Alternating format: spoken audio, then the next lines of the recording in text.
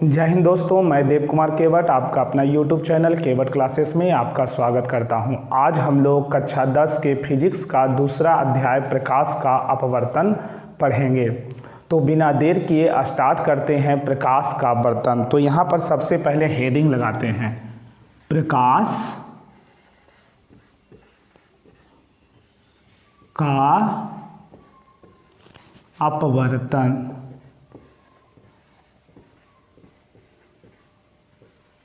English में इसे refraction of light कहते हैं।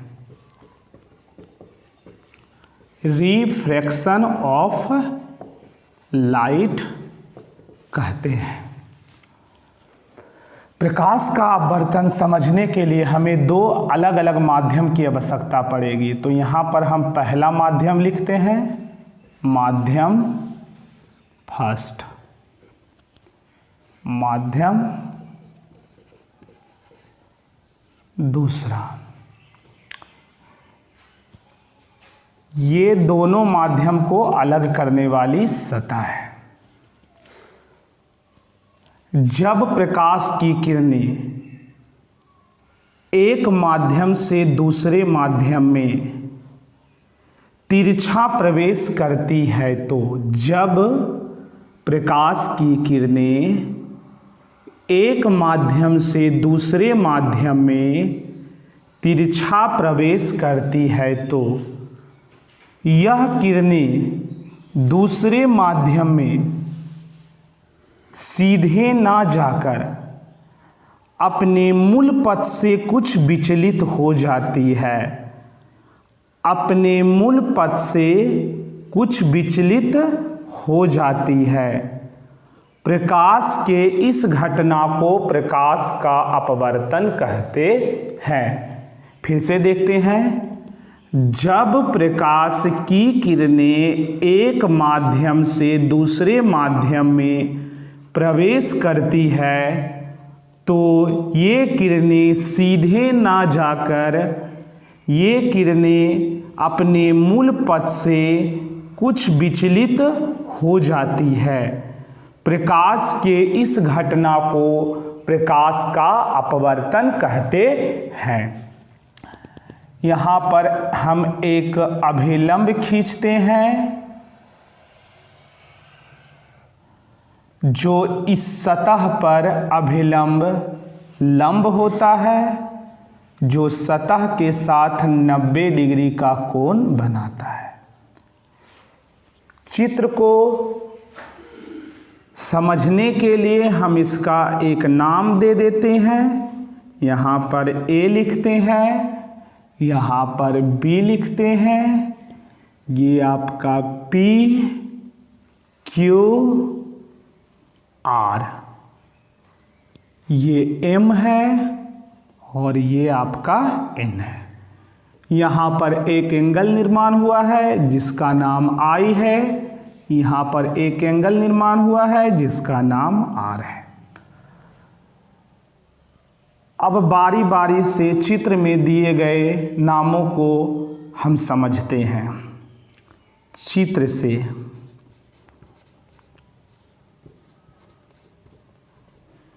सबसे पहले हम देखते हैं पी क्यू। इस पी क्यू का क्या नाम है? पी क्यू को आपतित किरण कहते हैं। पी क्यू को आपतित किरण कहते हैं। तो ये आपतित किरण का परिभाषा क्या होता है देखते हैं।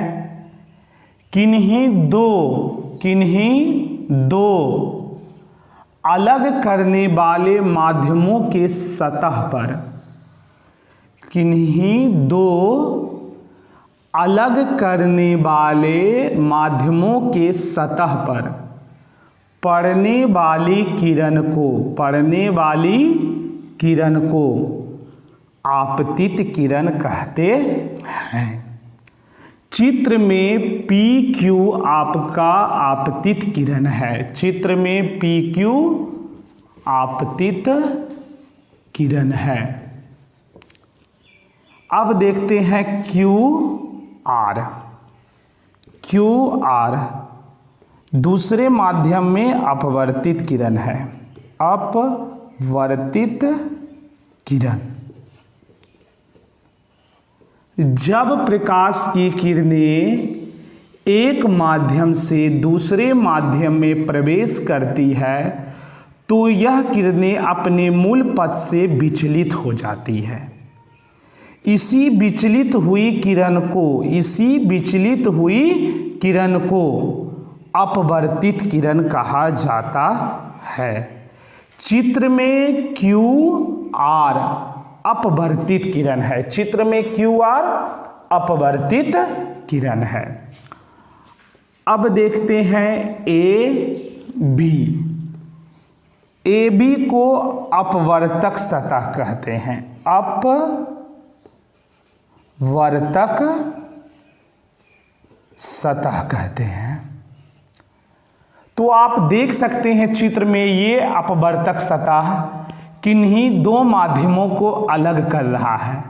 तो हम कह सकते हैं दो माध्यमों को अलग करने वाली सतह को, दो माध्यमों को अलग करने वाली सतह को अपवर्तक सतह कहते हैं। अपवर्तक सतह कहते हैं। चित्र में AB आपका अपवर्तक सतह है। अब देखते हैं Q को बोलते हैं आपतन बिंदु। आपतन बिंदु, अंग्रेजी में इसे इंसिडेंट पॉइंट कहते हैं। तो देखते हैं आपतन बिंदु किसे कहते हैं? किन्हीं दो अलग करने वाले माध्यमों या कह सकते हैं अपवर्तक सतह के जिस बिंदु पर, अपवर्तक सतह के जिस बिंदु पर आपतित किरण पड़ती है उसे ही हम आपतन बिंदु कहते हैं। अपवर्तक सतह के जिस बिंदु पर आपतित किरण पड़ती है उसे ही हम आपतन बिंदु कहते हैं। अगला पॉइंट देखते हैं आपतन कोण PQM। यहां पर देखते हैं हम PQM के बीच में एक कोण बन रहा है, इसका नाम देते हैं कोण। PQM क्या है? तो ये आपका आपतन कोण है। आपतन कोण, इंसिडेंट एंगल।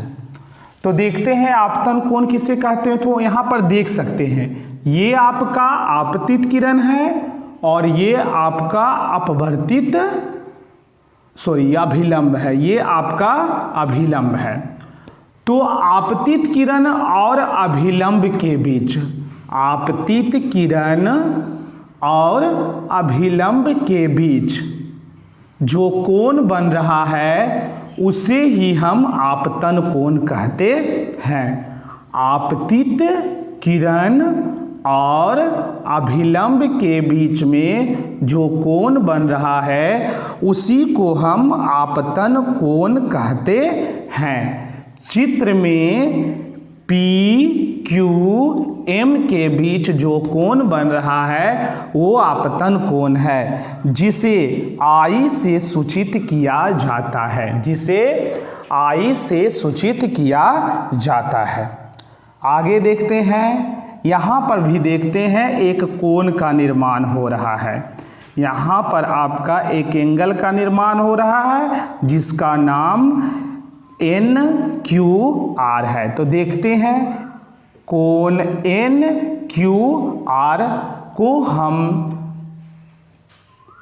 अपवर्तन कोण कहेंगे।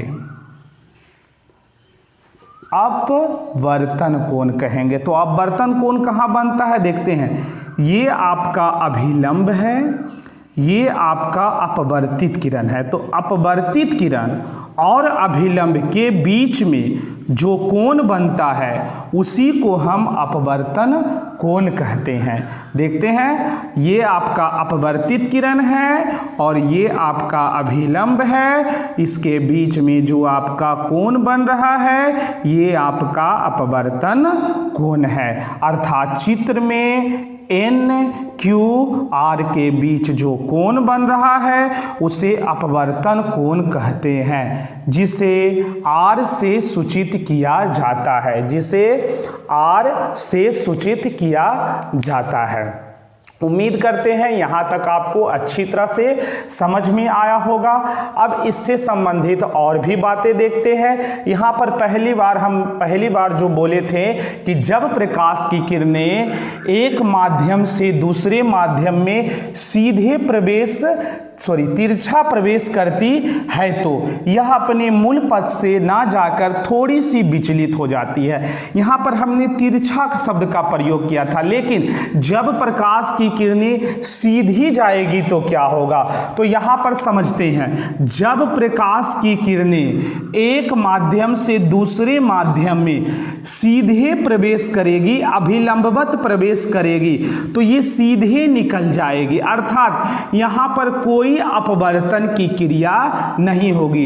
एक बार फिर से समझते हैं, जब प्रकाश की किरणें एक माध्यम से दूसरे माध्यम में सीधे जाती है, अभिलंबवत प्रवेश करती है, तो ये अभिलंबवत ही निकल जाती है, सीधे ही निकल जाती है। यहाँ पर कोई भी प्रकाश के अपवर्तन की क्रिया नहीं होती है। यहाँ पर प्रकाश के किरणों में कोई विचलन नहीं होता है, कोई भी दिशा परिवर्तन नहीं होता है। इसलिए हम यहाँ पर तिरछा शब्द का प्रयोग किए कि जब प्रकाश की किरणें एक माध्यम से दूसरे माध्यम में प्रवेश करती है तो ये किरणें सीधे ना जाकर, अपने मूल पथ से ना जाकर थोड़ी सी अपनी पथ से भटक जाती है। इस घटना को ही प्रकाश का अपवर्तन कहते हैं। लेकिन वही किरणें जब उस दो अलग करने वाले माध्यम में सीधे प्रवेश करती है तो वो विचलित नहीं होती है, सीधे निकल जाती है।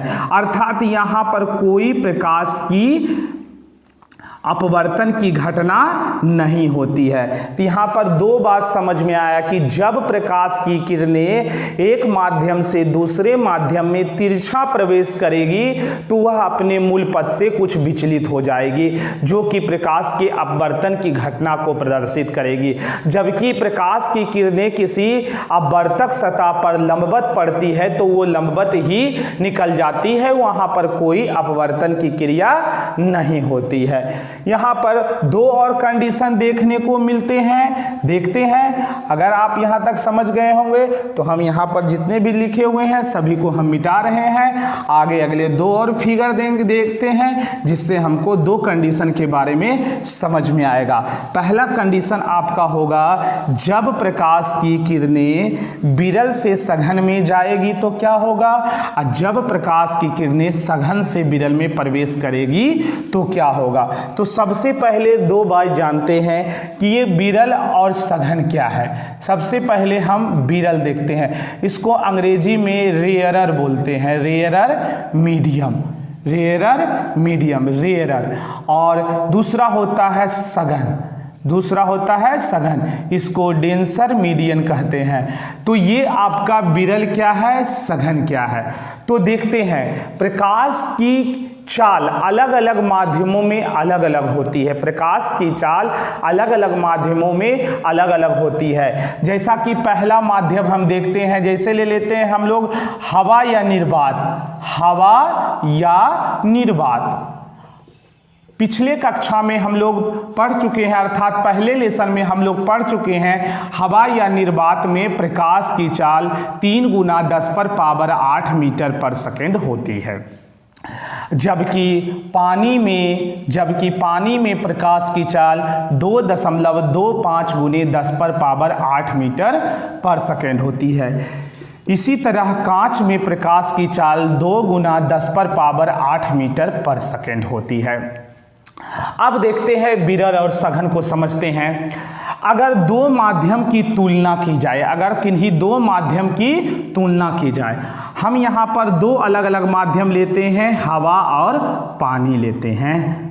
आप जानते हैं कि हवा में प्रकाश की चाल 3 गुना 10 पर पावर 8 मीटर पर सेकेंड होती है, जबकि पानी में प्रकाश की चाल 2.25 गुने 10 पर पावर 8 मीटर पर सेकेंड होती है।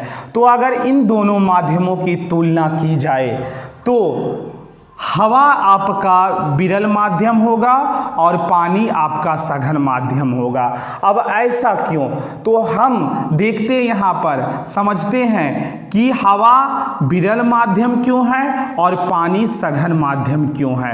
अर्थात जिस माध्यम यानी कि किन्हीं दो माध्यम की अगर तुलना की जाए तो जिस माध्यम में प्रकाश की चाल अधिक होगी वह माध्यम आपका विरल माध्यम होगा, और जिस माध्यम में प्रकाश की चाल कम होगी वह आपका सघन माध्यम होगा।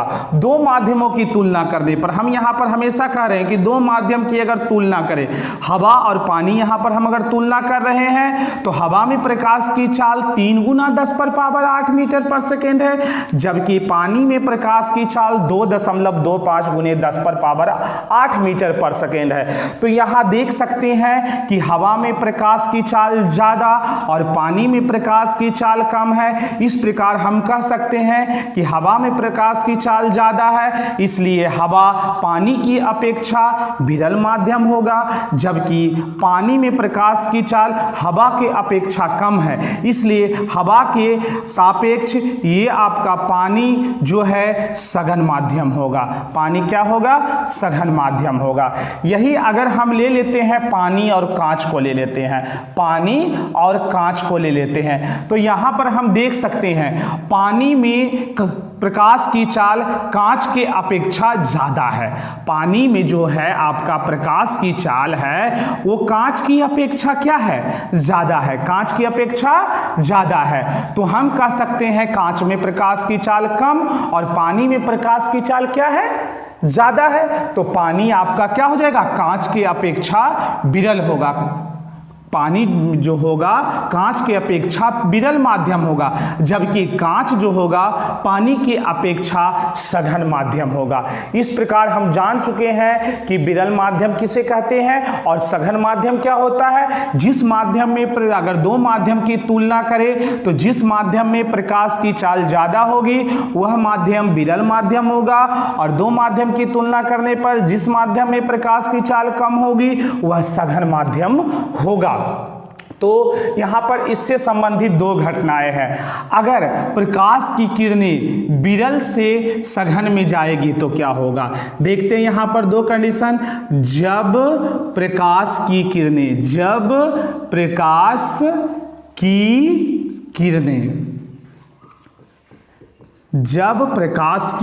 किरणें विरल माध्यम से सघन माध्यम में, विरल माध्यम से सघन माध्यम में प्रवेश करती है, तो प्रवेश करती है तो देखते हैं यहाँ पर चित्र में समझते हैं। ये हम लेते हैं विरल माध्यम,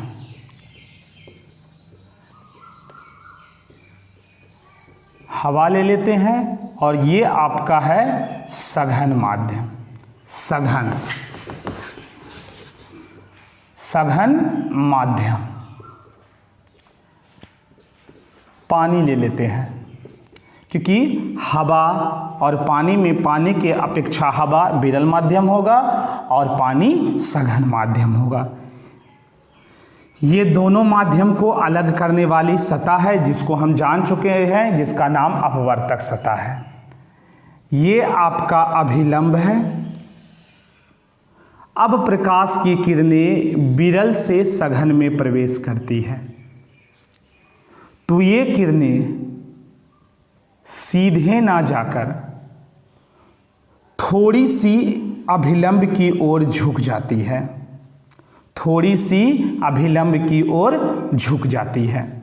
अर्थात यहाँ पर हम देखते हैं कि जब प्रकाश की किरणें विरल से सघन में प्रवेश करती है तो ये अपवर्तित किरण इस अभिलंब की ओर मुड़ती है, इस अभिलंब की ओर मुड़ती है।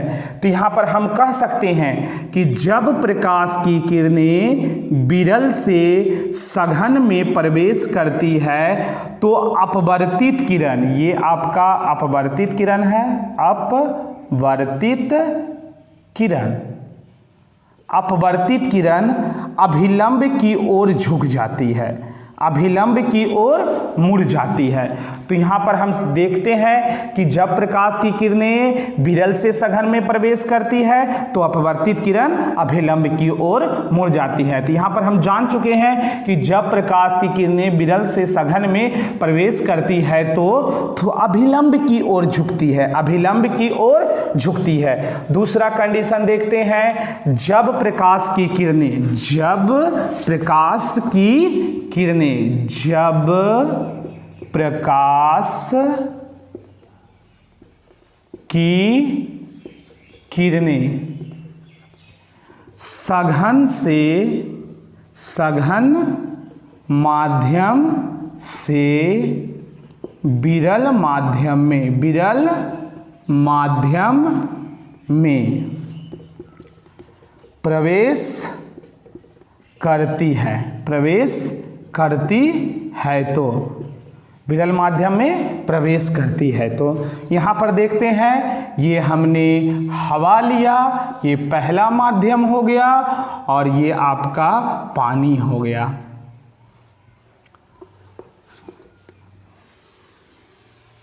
आप जान चुके हैं कि हवा और पानी की तुलना की जाए तो हवा आपका विरल माध्यम होगा और पानी सघन माध्यम होगा। अब प्रकाश की, ये आपका अभिलंब है। जब प्रकाश की किरणें, जब प्रकाश की किरणें सघन से विरल में प्रवेश करती है तो ये किरणें सीधे ना जाकर ये अभिलंब से दूर हट जाती है, ये किरणें सीधे ना जाकर अभिलंब से दूर हट जाती है। तो हम यहाँ पर देख सकते हैं कि जब प्रकाश की किरणें, जब प्रकाश की किरणें विरल से सघन में प्रवेश करती है तो अपवर्तित किरण अभिलंब से दूर हटती है, अपवर्तित किरण अभिलंब से दूर हटती है। तो यहाँ पर दो कंडीशन हम सीखें, जब प्रकाश की किरणें विरल से सघन में प्रवेश करती है तो क्या होता है, जब प्रकाश की किरणें सघन से विरल में प्रवेश करती है तो क्या होता है। आशा करते होंगे यहाँ तक जितने भी बातें बताई होगी आपको समझ में आया होगा। अगर आपको अच्छी तरह से समझ में आया होगा तो मेरे चैनल को लाइक कीजिए, नए हैं तो सब्सक्राइब कीजिए और कमेंट करना ना भूलें। अगर जहाँ पर आपको समझ में नहीं आया होगा वहाँ पर कमेंट बॉक्स में जाकर कमेंट कीजिए ताकि मैं अगले वीडियो में आपका प्रॉब्लम सॉल्व कर सकूँ। तो हम यहाँ पर अगले वीडियो में